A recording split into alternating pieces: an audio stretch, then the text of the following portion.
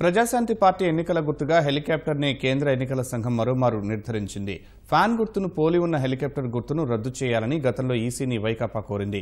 వైకాపా అభ్యర్థనను కేంద్ర ఎన్నికల సంఘం తిరస్కరించింది. హెలికాప్టర్ గుర్తు ప్రజాశాంతి పార్టీకే ఉంటుందని స్పష్టం చేసింది.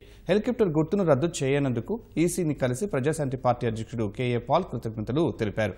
వైకాపా అధ్యక్షుడు జగన్పై విమర్శల దాడి చేశారు.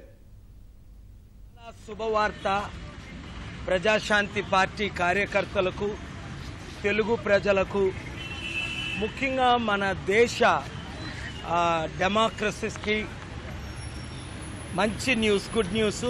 ఎలక్షన్ కమిషన్ వారు వైఎస్ జగన్మోహన్ రెడ్డి వారు వైఎస్ఆర్సీపీ పెట్టిన అవినీతి అప్లికేషన్ని తొలగించి హెలికాప్టరు ఫ్యాను ఒకలాగే ఉంటుందన్న దాన్ని ఖండించి తొలగించి మనకి మరలా హెలికాప్టర్ గుర్తునిచ్చినందుకు చీఫ్ ఎలక్షన్ కమిషనర్ అరోరా గారికి, అడిషనల్ కమిషనర్స్ గారికి అండ్ డిప్యూటీ కమిషనర్స్ గారికి అందరికీ నా హృదయపూర్వక వందనాలు. అంతేకాకుండా వైఎస్ జగన్మోహన్ రెడ్డి చేసిన అవినీతి ఫార్మ్ 7 ద్వారా ఎలాగ 57 లక్షల మంది ఓటర్ని తొలగించుతున్నారో దాన్ని ఖండించి అరోరా గారికి, వారి టీంకి నేను రిక్వెస్ట్ చేసి లెటర్ రాశాను.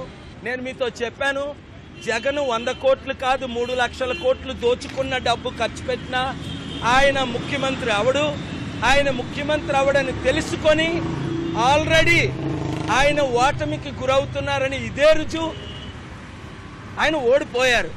మార్చిలో మార్పులు, ఏప్రిల్లో సునామీ, మేలో మహిమని చెప్పాను. మంచి యాస్పిరెంట్ క్యాండిడేట్స్ అందరూ అప్రోచ్ అవుతున్నారు. రేపటి నుంచే విజయవాడ నుండి టూర్ స్టార్ట్ అవుతుంది. ప్రియమైన దైవజనులారా, ప్రజాశాంతి పార్టీ కోఆర్డినేటర్లారా, మీరు ఎవరు ఫ్యాన్ గుర్తుకు ఓటేయకండి, హెలికాప్టర్ గుర్తుకే ఓటేయండి. ప్రజాశాంతి పార్టీని గెలిపించండి.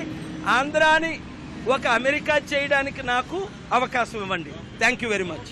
God bless you.